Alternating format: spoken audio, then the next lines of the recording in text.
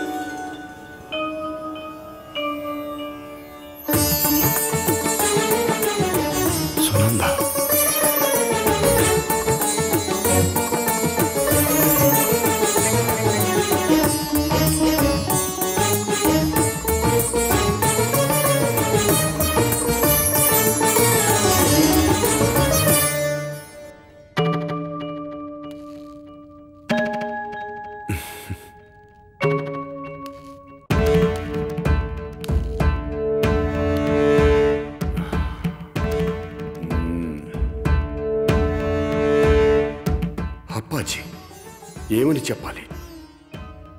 ముగ్ధ మనోహర రూపవతి అయిన ఆ సుందరిని మా మనసు కోరుకుంటుందని చెప్పాలా? తనువు ఆమెని చేరాలని ఆరాటపడుతుందని చెప్పాలా?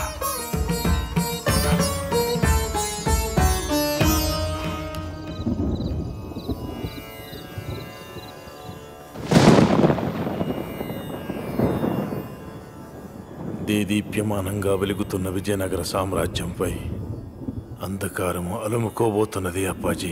ఏమిటి మీరంటున్నది? ప్రభువుల వారి జాతక చక్రంలో వైకుంఠపాడి గోచరిస్తోంది మహామంత్రి. ఇది జరగబోయే అనర్థానికి సూచన. జయము జయము మహామంత్రి. రాయలవారు కార్యార్థమై వెళ్తున్నట్టుగా తెలియజేయమని ఆజ్ఞ. ఈ సమయంలో రాయలు బయటికి వెళ్ళటమా?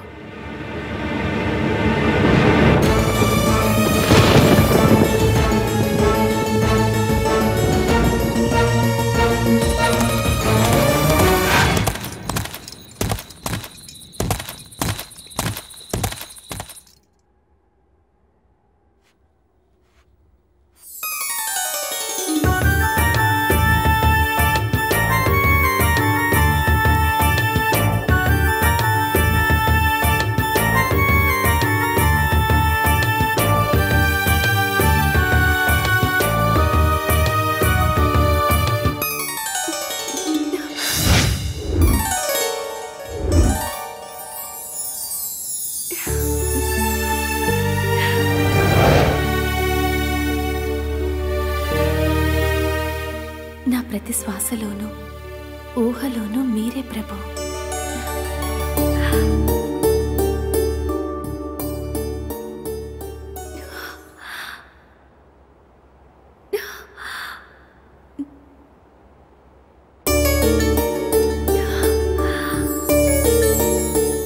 మీరెలా? మీ తలపులు నన్ను తాకితే రాకుండా ఉండగలనా?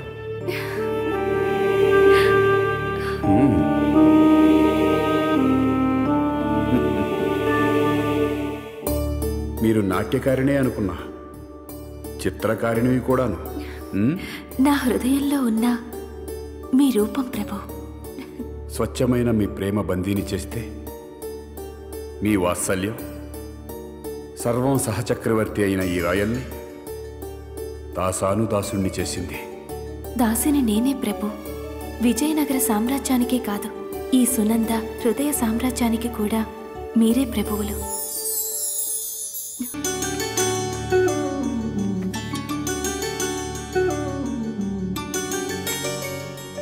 ఏమిటిది? మన ప్రేమకు గుర్తుగా నేను పదిలపరుచుకున్న జ్ఞాపకాలకు ఆనవాలిది.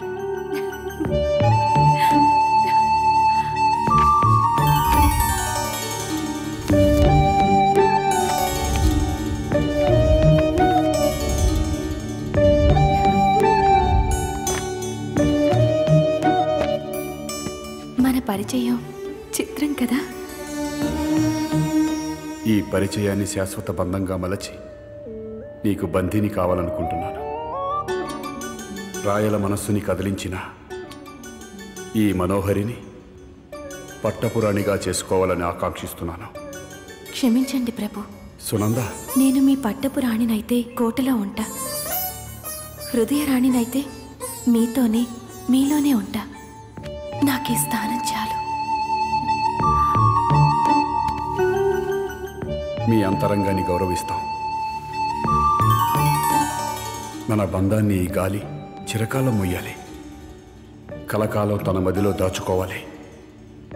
మన మధ్య ఏర్పడిన పరిచయానికి తీయని ఈ జ్ఞాపకాలకు ఒక జ్ఞాపిక కావాలి.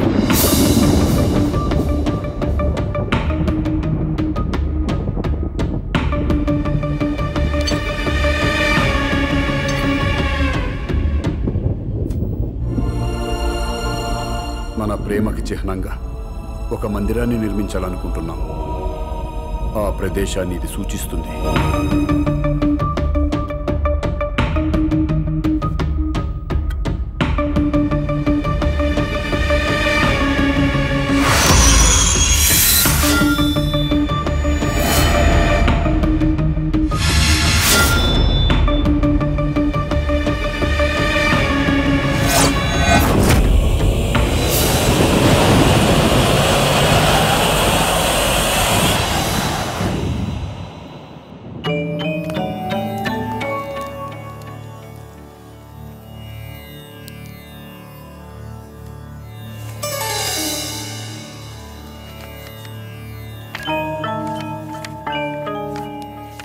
అరే, సంపూర్ణంగా లేదే.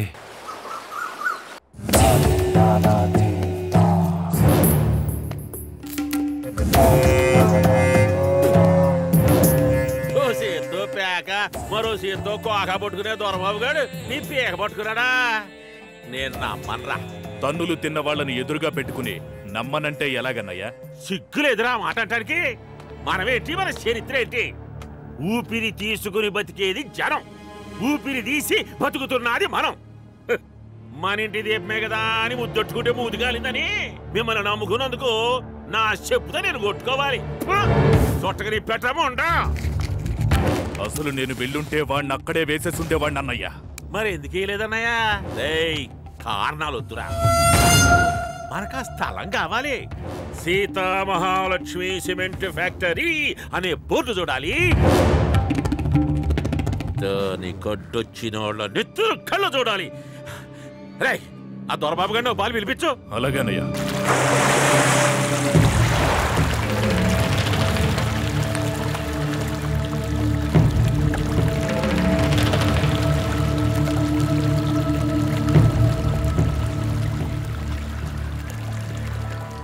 అమ్మవై క్షమించి అపచారములనెల్ల కనికరము చూపు నిన్ను స్మరించి పుణ్యకార్యమిప్పుడు పూర్తి చేసేదనమ్మా. రాయలకు విముక్తినీయవమ్మా, రాయలకు విముక్తినీయవమ్మా.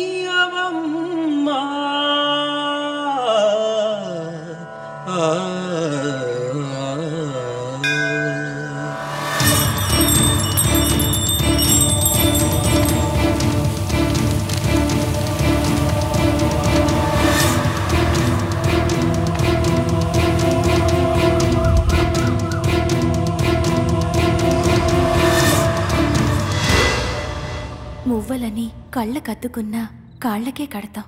వాటి స్థానం అక్కడే. ఈ సునంద స్థానం కూడా అంతే.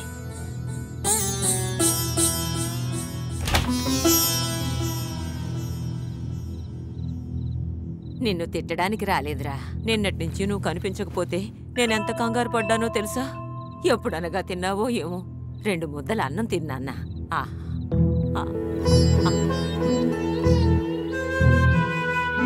ఏమిట్రా ఇది వెర్రి నాగన్నా? నువ్వు అభిమానించే నన్ను ఆ పెద్ద ఆయన అవమానించాడని బాధపడుతున్నావా? నా కళ్ళ ముందే చెడు తిరుగుళ్ళు తిరుగుతూ ఉంటే ఈ ముసలి ప్రాణం ఎన్నిసార్లు విలువెల్లాడిందో తెలుసా? 10 మంది చేతులెత్తి నమస్కరించే కుటుంబం మనది. నలుగురు వేలెత్తి చూపించే స్థితికి తీసుకురావద్దు.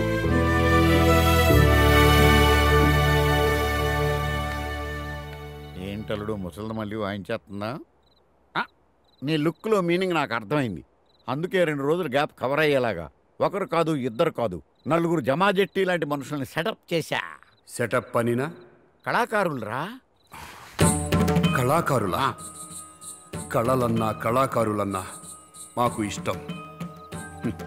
అందుకు మేము సిద్ధమే. అయితే ఇక యుద్ధమే. యుద్ధమా? కళాకారులతోనా? అదే కళాయుద్ధం రా, కళాయుద్ధం. కళాయుద్ధం.